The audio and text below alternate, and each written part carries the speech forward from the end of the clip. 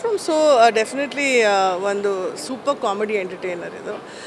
Comedy ಸಿನಿಮಾಗಳು ಯಾರಿಗಿಷ್ಟ ಆಗಲ್ಲ. Usually ನಾವೆಲ್ಲ ನಮ್ಮ ಕಷ್ಟಗಳನ್ನು ಮರೆಯೋಕ್ಕೆ, ನಮ್ಮ ಪ್ರಾಬ್ಲಮ್ಸ್ ಮರೆಯೋಕ್ಕೆ ಬಂದು ಸಿನಿಮಾ ಥಿಯೇಟ್ರಲ್ಲಿ ಕೂತ್ಕೊಂಡು ಏನಾದರೂ ಈ ಥರ ಎಂಟರ್ಟೈನ್ಮೆಂಟ್ ಸಿಕ್ಕಿದ್ರೆ ಬಹುಶಃ ಫ್ಯಾಮಿಲಿ ಆಡಿಯನ್ಸ್ಗೆ ತುಂಬ ಇಷ್ಟ ಆಗುತ್ತೆ ಅನಿಸುತ್ತೆ. ಪರ್ಸ್ನಲಿ ನನಗೆ ಸಿನಿಮಾ ತುಂಬ ಇಷ್ಟ ಆಯಿತು.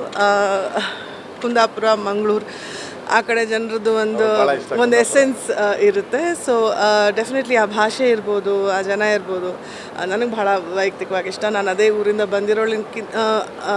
ಇರೋದ್ರಿಂದ ಅದು ನನಗೆ ಆ ಭಾಷೆ ಸ್ವಲ್ಪ ಜಾಸ್ತಿ ಕನೆಕ್ಟ್ ಆಗುತ್ತೆ. ಓವರಾಲ್ ನನಗೆ ಸಿನಿಮಾ ತುಂಬ ಇಷ್ಟ ಆಯಿತು.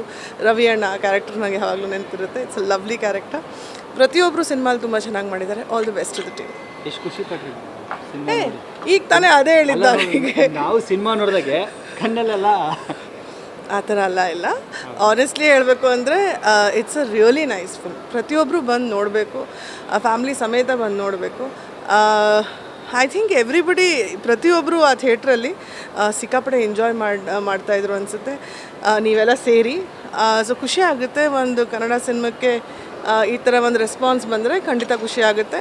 ನಾಳೆಯಿಂದ ಇದನ್ನು ಬಹುಶಃ ನಮ್ಮ ಕರ್ನಾಟಕ ಜನತೆ ಒಪ್ಕೋಬೇಕು ಸಹ. ಸೊ ಎಲ್ಲರೂ ಬಂದು ಈ ಸಿನಿಮಾವನ್ನು ನೋಡಿ. Thank you.